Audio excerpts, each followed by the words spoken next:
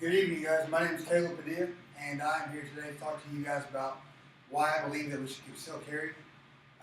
Obviously, Oklahoma is a big pro-gun state. For whatever reason, you guys have come today saying that you do not believe in concealed carry.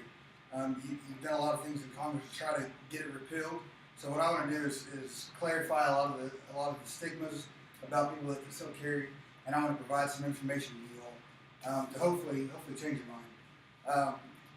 I'm going to provide a lot of facts, and I'm also going to do some comparisons of the U.S. and other countries that don't have firearms to hopefully give you some insight. So the first thing that I want to do is go over some statistics. The first thing that I want you to know is that there are currently approximately 270 million civilian firearms in the U.S. The second is the U.S. has the highest gun ownership rate in the world, yet we're the 103rd highest homicide rate in the world. So even though we have the highest rate of gun ownership, we're all the way 103 on the bottom of the list in the whole world of homicide rates. Now, one of the comparisons that I wanted to do today was to a country that has basically said that you cannot have handguns, and that's the United Kingdom. The United Kingdom says that possession of handguns is illegal, yet they still have 2,034 violent crimes per 100,000 people in the UK every year. In the US, where carrying a gun is legal, there are only 466 violent crimes per 100,000 people. So that kind of shows you, even though they can't have guns, the crimes still occur. As a matter of fact, right now, a lot of the stabbings that are occurring in the UK are with knives that are basically just like a butter knife. So right now they have laws that are in place that they're trying to pass against certain amount of sharpness in a knife. So that just goes to show you, no matter what you do, no matter if you take guns away, if you take knives away, criminals are going to find a way. They're going to find a way to commit these crimes. And so what I'm saying is that civilians still need to have that right to protect themselves, to defend themselves. So, which brings me to the next point. Every year, guns are used over 80 times more often to protect the life than to take one. Now, the next thing I want to talk about is opportunity. A lot of times, crimes are committed as crimes of opportunity. Usually a criminal, even though a lot of people may say, well, they're not very smart, criminals aren't very smart, when they go into it, statistics say that they measure out in their head, is the good going to outweigh the bad? In other words, am I going to be able to get away with this? Or they say, is the jail time going to outweigh me raping this woman or robbing this woman? So to that point, some other statistics that I want to bring up are that 200,000 times a year, women use a gun to defend sexual abuse. So what that tells me is that even though these guys, they're going out and they're only looking for women that are helpless, that are defenseless. But if they see a woman with a gun, then they are, they're going to be deterred. Which is also another statistic that I've got. When polled, 3 out of 5 felons on a poll said that they would not mess with somebody that has a gun. In Oklahoma, I don't know if you're aware, but in Oklahoma, you're allowed to open carry.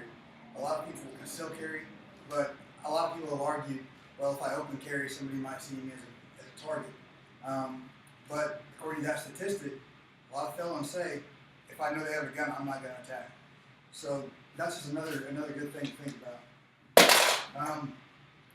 Another poll that was done, there was an analysis by the FBI. The FBI did an analysis on crime statistics, found that states that adopted the concealed carry laws, that didn't already have them, reduced murder by 8.5%, rapes by 5%, aggravated assaults by 7%, and robberies by 3%.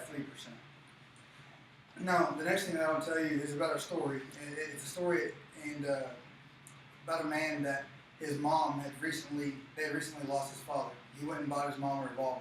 A week later, someone broke into her house. She killed the guy and stopped herself from being burglarized, possibly raped, and possibly murdered.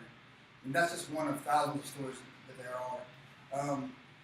Another proof that whenever they implement the laws, that things actually do get better, is in 1982 in Kennesaw, Georgia, they passed a law that required every head of household to have at least one weapon in the house, at least one gun in their house. The residential burglary rate dropped 89% in Kennesaw, Georgia and it's still down 89%. So it's at this point it's at just 10.4% in Georgia, and it's not in Georgia altogether. It's just Kennesaw. So that just proves right there that criminals are going to be deterred. And so the last thing that I want to do today is I just want to paint a picture. I've already provided you with some statistics and told you why I think that men and women should carry to protect themselves.